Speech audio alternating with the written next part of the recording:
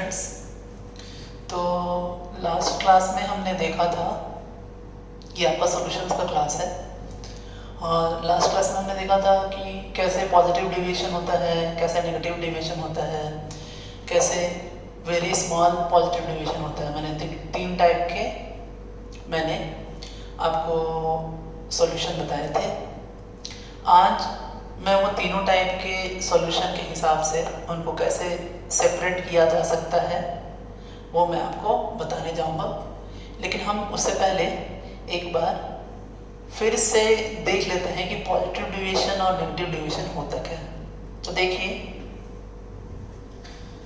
जैसे ये आपका मैं एक ग्राफ बना रहा हूँ, ये vapour pressure versus mole fraction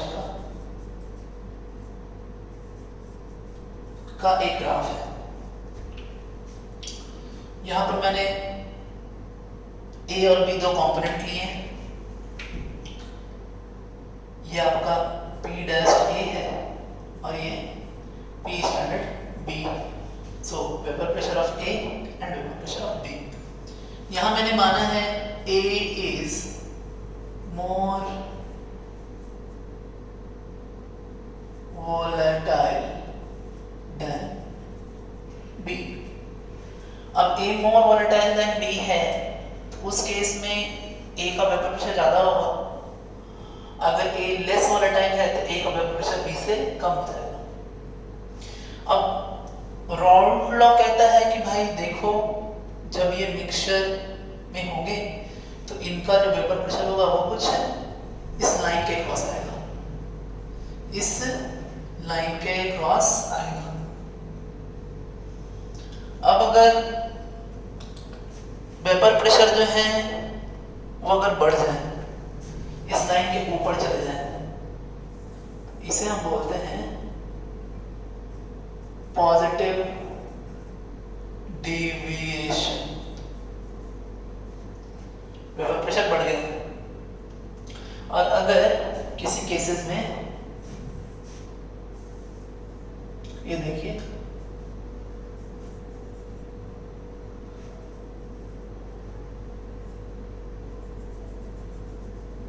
vapour pressure घट जाए, उसे बोलेंगे हम negative deviation.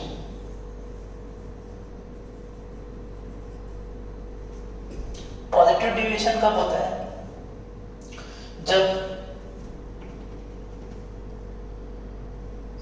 AA interaction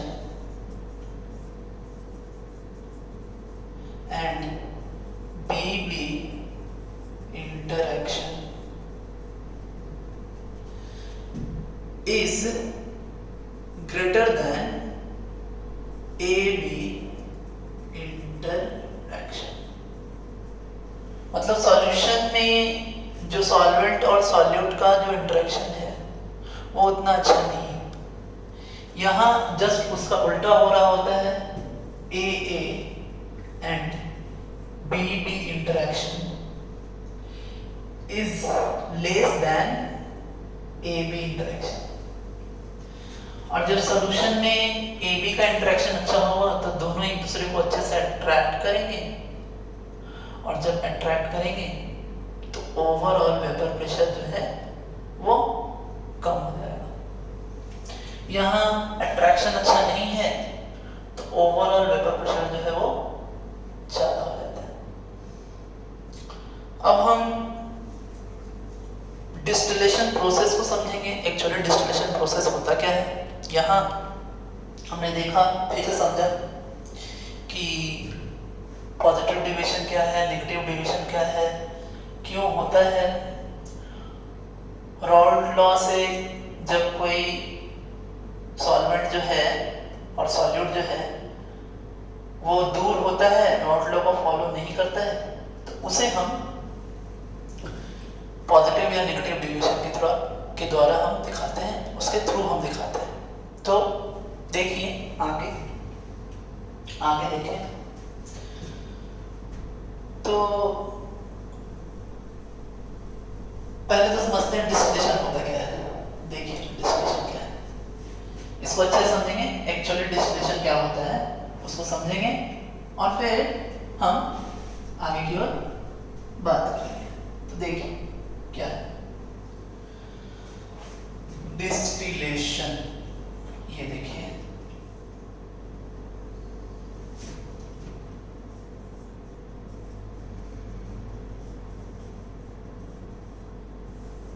distillation में होता क्या है, इन शॉर्ट अगर मैं बोलूं तो मैंने किसी चीज को बॉयल किया, सो boiling plus condensation is called distillation. Boiling plus condensation is called distillation. दोनों प्रोसेस एक साथ हो रहे हो। कुछ और समझते हैं, हम अच्छे से समझते हैं इस चीज को और भी अच्छे से समझते हैं। देखिए मैंने क्या किया है, एक बीकर लिया है और इस बीकर में मैंने एक सॉल्यूशन लिया है जिसमें A प्लस B है। अब करना क्या है कि A का जो बॉइलिंग पॉइंट है वो 100 है और B का जो बॉइलिंग पॉइंट है वो मान लीजिए 80। तो होगा क्या कि जब ये अपना ये लिक्विड फेज है और जब ये वेपर प्रेशर वेपर फेज में जाएगा तो वेपर फेज में हमें दिखेगा कि B ये लिक्विड और जब वेपर फेज में है तो A gas plus B gas, ऐसा है। और यहाँ पर A का अमाउंट लिक्विड फेज में ज्यादा होगा लेकिन वेपर फेज में B का अमाउंट ज्यादा होगा क्योंकि B जो है उसका बॉइलिंग पॉइंट लो है और बॉइलिंग पॉइंट लो होने की वजह से ये मोर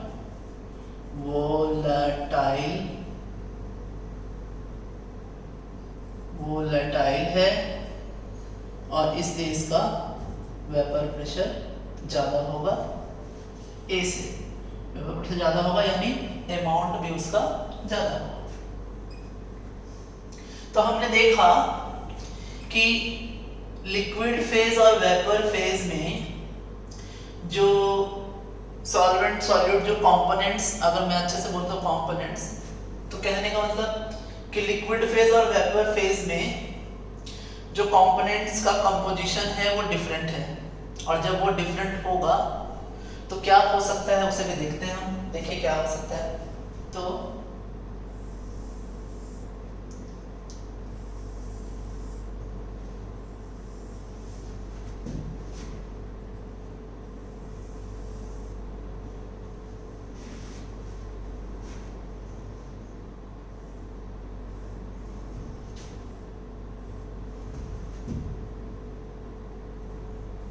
ये देखिए अभी यहाँ पर मैं सभी को गर्म कर रहा हूँ। यहाँ A प्लस B है, मैंने इसे गर्म किया, हीट दिया, गर्म करूंगा तो कहने का मतलब है कि A जो कि लेस वोलेटाइल है तो A पीछे लिक्विड फेज में मैक्सिमम अमाउंट बच जाएगा और B जो है वो आगे वेपर के फेज में जाएगा। A भी जाएगा लेकिन A का अमाउंट थोड़ा कम होगा और यहाँ भी A प्लस B मिक्सचर बनेंगे लेकिन यहाँ इस लिक्विड में A का अमाउंट ज़्यादा था और जब ये वेपर बन के आगे गया और उस वेपर को हमने ठंडा कर दिया, एक्चुअली बॉइलिंग प्लस कंडेंसेशन, पहले बॉइल किया और आगे जाने के बाद हमने उसको इस पैसेज में हमने उसे ठंडा भी कर दिया तो यहाँ से दोनों फिर से लिक्विड फॉर्म में आ गए और यहाँ पर इसका अमाउंट ज़्यादा है कंपैरेटिवली पहले वाले से। फिर आगे हमने किया तो फिर A प्लस B मिला लेकिन फिर से B का अमाउंट थोड़ा ज़्यादा हाई हो गया। इस तरीके से जब हमने बहुत बार इसको इस तरह से किया तो बाद में हमें B जो है वो एकदम प्योर फॉर्म में मिल गया। तो कहने का मतलब पीछे जो हमें बचता जा रहा है, हर चीजें जो पीछे की ओर बच जा रही हैं लिक्विड फॉर्म में, तो उसे हम बोलते हैं रेसिड्यू। और जो हमें प्योर फॉर्म में मिल जाता है, जो लास्ट में हमारा प्रोडक्ट होता है, उसे बोलते हैं डिस्टिलेट। तो अगर हम बात करें इससे जस्ट पहले एक और फ्लास्क का, अगर मैं वो एक और फ्लास्क अगर बना दूं यहाँ पर, तो आपको दिखेगा कि यहाँ पे प्योर ए हमें मिल गया। तो ये हमारा रेसिड्यू है और ये हमारा डिस्टिलेट है। एक थंब रूल मैं आपको बताऊं तो आपको याद रखने के लिए रखना होगा इस थंब रूल को, जिसका बॉइलिंग पॉइंट हाई होता है, सो हाई बीपी वो बनता है रेसिड्यू, और जिसका लो बीपी हो वो बनता है डिस्टिलेट। ये आपको ध्यान देना है। हाई बॉइलिंग पॉइंट रेसिड्यू आपको दिखा कि हर बार fraction fraction fraction fraction A बच जा रहा है और बी जो है हमें वो प्योर मिल रहा है। तो इस तरीके से बी जो कि जिसका बॉइलिंग पॉइंट लो था वो प्योर डिस्टिलेट फॉर्म में हमें मिल जा रहा है। तो इस तरीके से हमने इसे सेपरेट कर दिया। अब यही डिस्टिलेशन का कंसेप्ट हमें तीनों ही सॉल्यूशन पे लगाने हैं। और हमने ये भी देखा कि जब लिक्विड फेज और वेपर फेज में जो कंपोनेंट्स हैं उनके कंपोजिशन जब डिफरेंट होते हैं तभी हम डिस्टिलेशन मेथड को लगा सकते हैं, नहीं तो डिस्टिलेशन मेथड लगाने से कोई फ़ायदा नहीं अगर लिक्विड लिक्विड फॉर्म और वेपर वेपर फॉर्म में कंपोजिशन सेम हो। देखिए इसे समझेंगे हम आगे टाइप 1 से। देखिए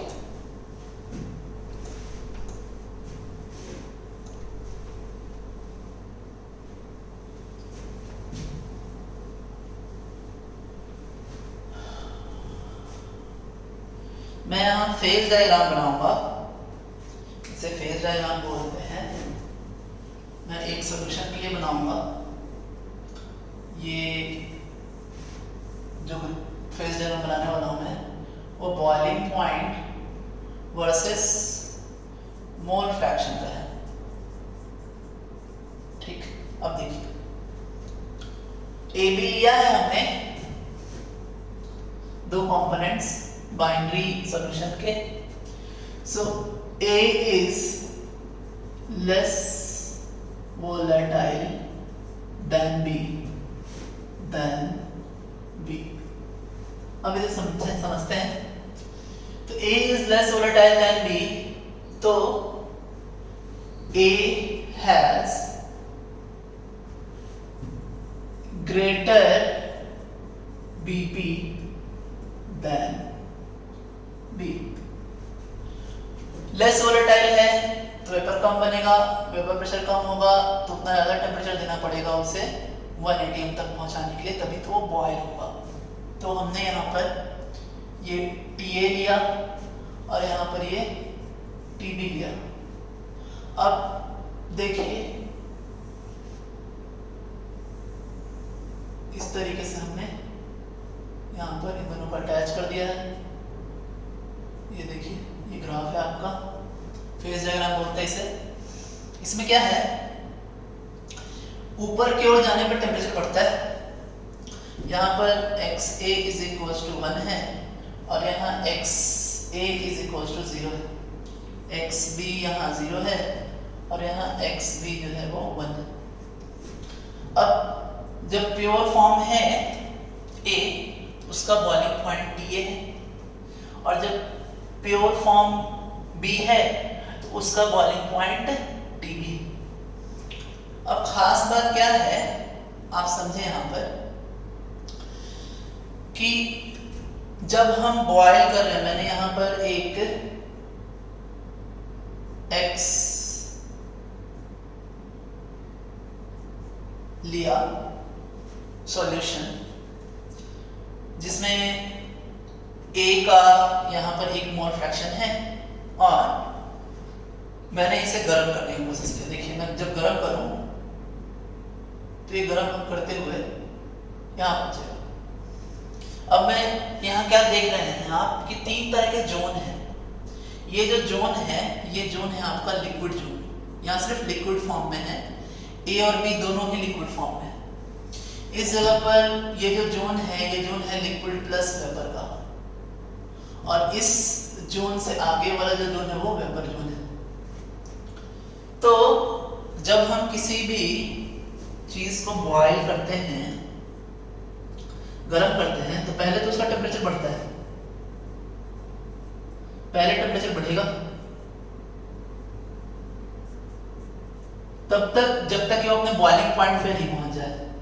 जब T = TB हो जाएगा तो फिर अब टेम्परेचर नहीं बढ़ने वाला है। तो यहाँ पे वही होगा कि ये यहाँ ये जो पॉइंट है यहाँ पर ये आपका बॉइलिंग पॉइंट है इस मिक्सचर का। टेम्परेचर पहले बढ़ेगा धीरे धीरे धीरे धीरे धीरे धीरे बढ़ते हुए वो यहाँ T पे आएगा। अब T पे आने के बाद टेम्परेचर बढ़ेगा नहीं। अब क्या होगा कि टेम्परेचर कांस्टेंट होते हुए ये आपका ये वेपर पे पहुंच जाएगा। यहाँ पे लिक्विड था, प्योर लिक्विड, पहला ड्रॉपलेट ऑफ वेपर यहाँ बना था और इस लाइन के क्रॉस आपका क्या हुआ कि ये आपका वेपर में कन्वर्ट हो गया। अब इस वेपर को हमने क्या किया है, देखिए ये इस तरीके से हम जा रहे हैं। हमने टेम्परेचर बढ़ाया, यहाँ तक पहुंचा, उसके बाद फिर भी हम हीट दे रहे हैं। ये जो लिक्विड था वो ये वेपर फेज तक पहुंचता है, यहाँ कोई भी लिक्विड बचा हुआ नहीं है। और फिर इस लिक्विड को हम क्या करते हैं, कूल डाउन करते हैं, ठंडा करते हैं। और जब ठंडा कर रहे हैं तो हमें फिर से एक X डैश मिलता है। अब आप देखो ये जो X है ये X अमाउंट आपका जो है वो प्योर सॉल्यूशन था, मतलब हमने सॉल्यूशन लिया था इसे। और यहाँ पे जो ये X डैश आया है ये X डैश आपका डिस्टिलेट है और इस डिस्टिलेट में A का जो अमाउंट है वो कम है। इस तरह फर्दर अगर मैं इसे फिर से गर्म करूं तो फिर से क्या होगा कि इसमें A का अमाउंट कम होगा और B का अमाउंट बढ़ता जाएगा।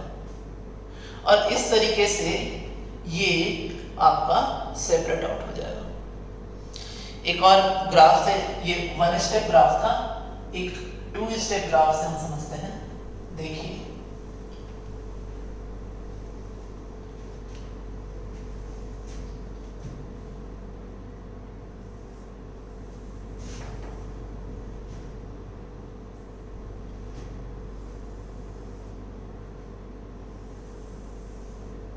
ये देखिए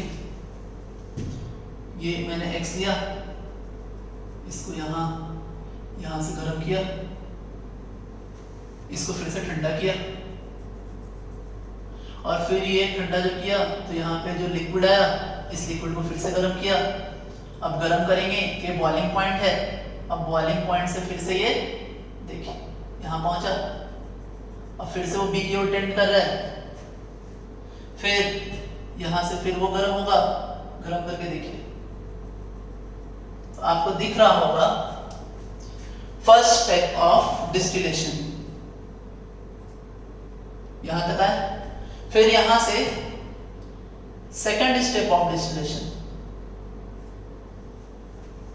फिर यहां से थर्ड स्टेप ऑफ डिस्टिलेशन। और इस तरह n स्टेप ऑफ डिस्टिलेशन से क्या होगा कि ये XA जो है और ये जो XA = 1 और XA = 0, तो वो XA = 1 से वो टेंड करेगा किधर, XA = 0 की ओर। यानी जो B का जो मोल फ्रैक्शन था वो बढ़ते बढ़ते हमें प्योर फॉर्म में मिल जाएगा। तो आपको समझ में आया होगा कि हम किस तरीके से यहाँ पर डिस्टिलेशन करते हैं। ये आप देखें कि पहले हमने क्या किया कि हमने उस लिक्विड को गर्म किया, गर्म करके हम ऐसे जगह पे पहुंचे जहां फर्स्ट ड्रॉपलेट ऑफ वेपर बना था। फिर वहां से हम गर्म अभी कर ही रहे हैं, लेकिन टेम्परेचर जो है during the phase change temperature नहीं चेंज होता है, टेम्परेचर कांस्टेंट रहेगा। कांस्टेंट टेम्परेचर के थ्रू हम वेपर तक जाएंगे, वेपर को ठंडा करेंगे, हमें फिर से एक नया लिक्विड मिला, उस लिक्विड को फिर से गर्म करेंगे। इसमें समझते हैं, पहले हमने गर्म किया, गर्म करके हमने वेपर फेज तक गए, वेपर फेज को ठंडा किया, ठंडा करने के बाद फिर उसे गर्म किया, गर्म करते हुए फिर वेपर फेज तक गए, उस वेपर को ठंडा किया, ठंडा करने के बाद फिर से गर्म किया। और इस तरीके से हर बार जो B का कंसंट्रेशन है वो कंसंट्रेशन हर एक डिस्टिलेशन के बाद बढ़ता जा रहा है और लास्ट में हमें प्योर फॉर्म ऑफ B मिल जाएगा। और इसे ही हम बोलते हैं फ्रैक्शनल डिस्टिलेशन, कि हर बार हमें जो लिक्विड मिल रहा है, जो डिस्टिलेट मिल रहा है, उसे फिर से डिस्टिलेशन करना है जब तक कि हमें प्योर कंपोनेंट नहीं मिल जाए। तो ये था आपका टाइप 1 सॉल्यूशन, जो टाइप 1 सॉल्यूशन हमने कल पढ़ा था, वेरी स्मॉल पॉजिटिव डेविएशन वाला। अब आगे देखते हैं हम वेरी लार्ज पॉजिटिव डेविएशन। देखिए next,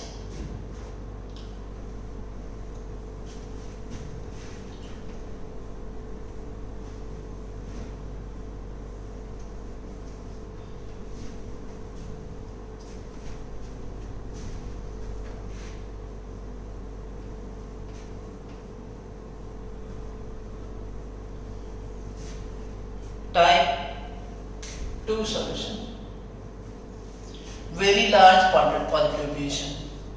very large positive deviation तब होता है जब राउल्ट लॉ के थ्रू जो वेपर प्रेशर बनना चाहिए, उस राउल्ट लॉ के वेपर प्रेशर से भी ज़्यादा वेपर प्रेशर क्रिएट हो रहा हो। मतलब ये जो लाइन मैंने आपको वेपर प्रेशर वाली दिखाई थी, उस लाइन से ये A है, ये B है, और इससे ऊपर चले जाए। तो कहने का मतलब है वेपर प्रेशर बढ़ गया है, तो यानी सॉल्यूशन का जो बॉइलिंग पॉइंट है वो दोनों ही कंपोनेंट से नीचे चला जाए। मतलब कि boiling point of A and boiling point of B is greater than boiling point of solution। इसी को हम यहाँ ध्यान देंगे। देखिए मैं फिर से फेज डायग्राम बनाता हूँ, ये देखें। मैं फिर से मान रहा हूँ कि A जो है वो लेस वोलेटाइल देन B है, A का बॉइलिंग पॉइंट ज़्यादा होगा, B का बॉइलिंग पॉइंट थोड़ा कम होगा। अब जो सॉल्यूशन है उसका बॉइलिंग पॉइंट TA और TB से भी कम हो जाना चाहिए, यानी ये आपका कुछ ऐसा है। अब ये एक पॉइंट है जहाँ पर आपका बॉइलिंग पॉइंट दोनों से ही कम है, और ये कुछ ऐसा आ गया आपका।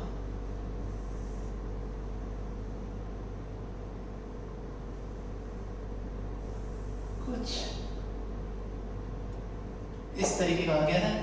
मैं फिर से बना देता हूँ, एक मिनट।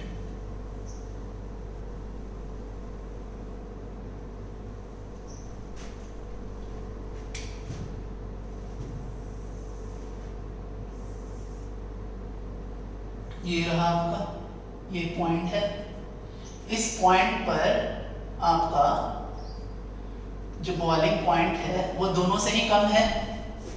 अब होगा क्या कि जब हम इसे गर्म करेंगे, ये गर्म कर रहे हैं, तो गर्म करने के बाद ये जो है इसे इस तरीके से जब हम गर्म कर रहे हैं, तो गर्म करने के बाद ये ऐसा अपने बॉइलिंग पॉइंट तक पहुंचेगा।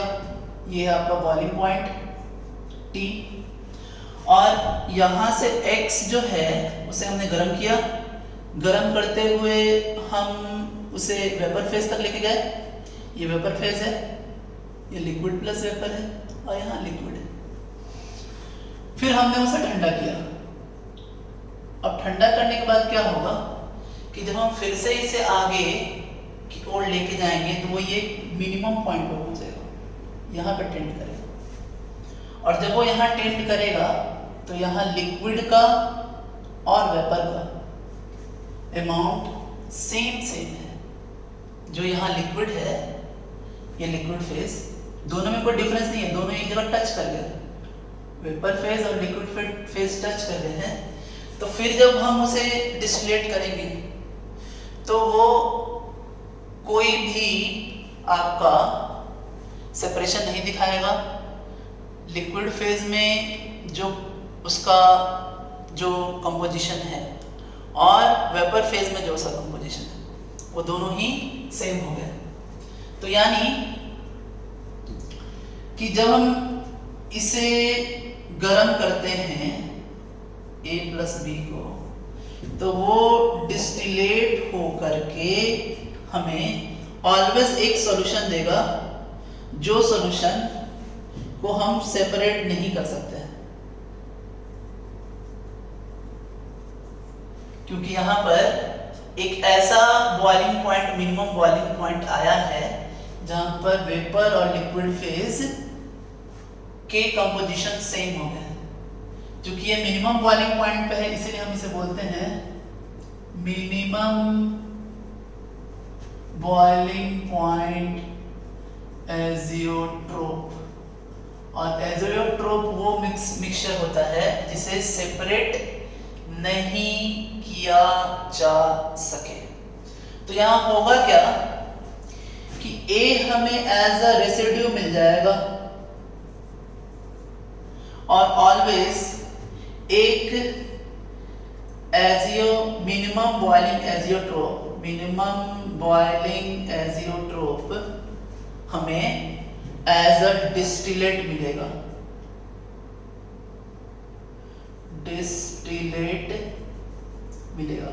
याद करिए, मैंने आपको बताया था जिसका बॉइलिंग पॉइंट हाई होता है वो रेसिड्यू मिलता है, और जिसका बॉइलिंग पॉइंट लो होता है वो डिस्टिलेट मिलता है। तो इसका बॉइलिंग पॉइंट लो है, इसलिए जो मिक्सचर ए बी का है वो डिस्टिलेट में मिलेगा, उसको हम कभी भी सेपरेट नहीं कर सकते हैं। और जो रेसिड्यू है वो हमें प्योर मिल सकता है, और वो क्या मिलेगा, वो मैक्सिमम बॉइलिंग पॉइंट वाले, जो इसका बॉइलिंग पॉइंट हाई है वो आपका रेसिड्यू मिलेगा। अब इस रेंज में अगर हम बात करें तो यहाँ से अगर हम गर्म कर रहे हैं तो गर्म करते हुए ये आपका, फिर इसको गर्म करेंगे तो ये इस जगह पे आएगा, और इस जगह पे आने के बाद फिर ठंडा करेंगे तो फिर ये पॉइंट पे, इसी पॉइंट पे टेंड करेगा, इस मिनिमम बॉइलिंग एजियोट्रोप पर ही टेंड करेगा, और टेंड करते हुए हमें ये पॉइंट आ जाएगा। तो दो कंडीशन है। एक कंडीशन है कि इस पॉइंट से पहले अगर आपका कंपोजिशन हो तो हमें A मिलेगा और डिस्टिलेट एजियोट्रोप मिलेगा। अगर इस पॉइंट से बाद हो तो B एज अ रेसिड्यू मिलेगा, और मिनिमम बॉइलिंग एजियोट्रोप डिस्टिलेट मिलेगा। इसे फिर से समझते हैं। देखिए यहाँ XA = 1 है, यहाँ एक्स बी इक्वल्स टू 1 है। तो अगर ए का मोल फ्रैक्शन ज्यादा हो तो हमें रेसिड्यू ए मिलेगा और एक मिक्सचर मिलेगा जिसे हम आगे फर्दर सेपरेट नहीं कर सकते हैं। और यहाँ हमें एक, जब बी का मोल फ्रैक्शन ज्यादा हो, बी का कंसंट्रेशन ज्यादा हो, तो बी रेसिड्यू मिलेगा और फिर एक मिनिमम बॉइलिंग एजेंट्रोप डिस्टिलेट मिलेगी। तो ये था आपका टाइप 2 सॉल्यूशन। अब हम बात करेंगे टाइप 3 सॉल्यूशन की। देखिए टाइप 3 सॉल्यूशन क्या होता है, इसे बोलते हैं हम मैक्सिमम बॉइलिंग एजेंट्रोप। इसको पहले समझेंगे, फिर उसका फेज डायग्राम देखेंगे। देखिए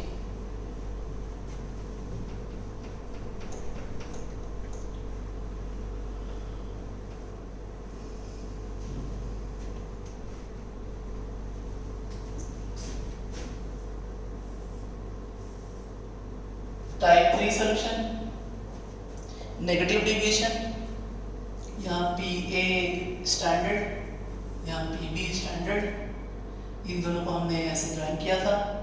मैंने बताया था कि जब रॉड फ्लॉ से नीचे चला जाता है तो उसे बोलते हैं हम नेगेटिव डेविएशन।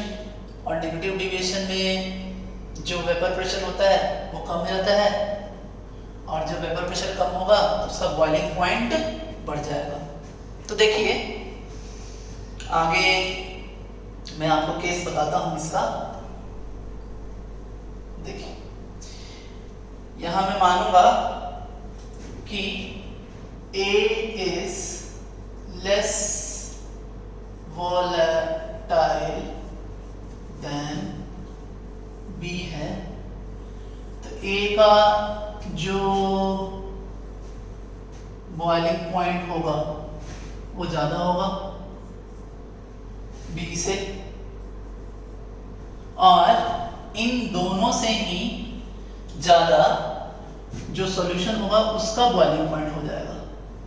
तो ये एक पॉइंट है जहां पे सॉल्यूशन का बॉइलिंग पॉइंट सबसे हाई हो गया है।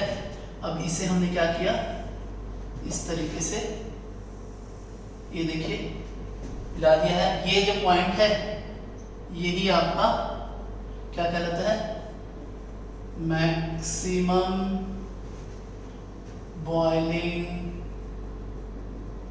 एजियोट्रोप। अब देखिए हमने क्या किया, हम इसे गर्म कर रहे हैं, गर्म करते हुए हम आगे बढ़े। अब हमने इसको गर्म किया, गर्म करने के बाद हमने ठंडा किया, और ठंडा करने के बाद हमें क्या मिला, ये x जो कंपोनेंट था x a से अगर मैं मान लूं, तो x a में जो आपका ओरिजिनल मैंने सॉल्यूशन लिया था, वो सॉल्यूशन डिस्टिलेशन के बाद वहां पर A का जो कंपोजिशन है वो बढ़ रहा है। मतलब यहाँ प्योर A1 है और यहाँ प्योर A0 है। यहाँ XB is equals to 0 और XB is equals to 1। समझने की बात है, हमने इसे गर्म किया, गर्म करते करते अपने बॉइलिंग पॉइंट तक आया। बॉइलिंग पॉइंट को कांस्टेंट रखते हुए हमने उस लिक्विड को वेपर तक पहुंचाया, वेपर को हमने ठंडा कर दिया। तो जो वेपर जो डिस्टिलेट है वो डिस्टिलेट XA से चेंज हो रहा है XA डैश में, जो कि XA1 को टेंड करने की कोशिश कर रहा है। और यहाँ पे होगा क्या कि जो रेसिड्यू है वो रेसिड्यू जो है डिस्टिलेट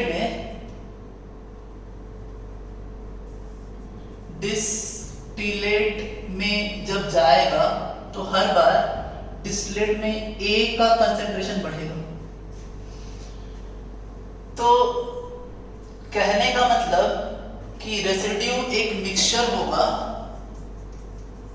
A एंड B का, जिसको हम कभी सेपरेट नहीं कर सकते हैं, जिसका बॉइलिंग पॉइंट A और B से ज्यादा है, इसीलिए इस मिक्सचर को हम बोलते हैं मैक्सिमम बॉइलिंग एजियोट्रोप। और डिस्टिलेट में हमेशा हमें प्योर A मिल जाएगा। ये तब होगा जब A का कंसंट्रेशन हाई हो। दूसरे केस में अगर हमने XB ले लिया और इसे हमने गर्म किया, गर्म करेंगे तो हमें पहला पॉइंट मिलेगा जहां पे ये बॉइलिंग पॉइंट है इसका। अब इस बॉइलिंग पॉइंट को सेम रखते हुए हमने उसे वेपर तक पहुंचाया और फिर वेपर को हमने क्या कर दिया, ठंडा कर दिया। तो ऐसा करने से B का कंसंट्रेशन बढ़ रहा है डिस्टिलेट में। तो इस केस में हम कह सकते हैं कि यहां लिख देता हूं केस 2 कि डिस्टिलेट प्योर B मिल जाएगा हमें और रेसिड्यू ऑलवेज एक मैक्सिमम बॉइलिंग एजियोट्रोप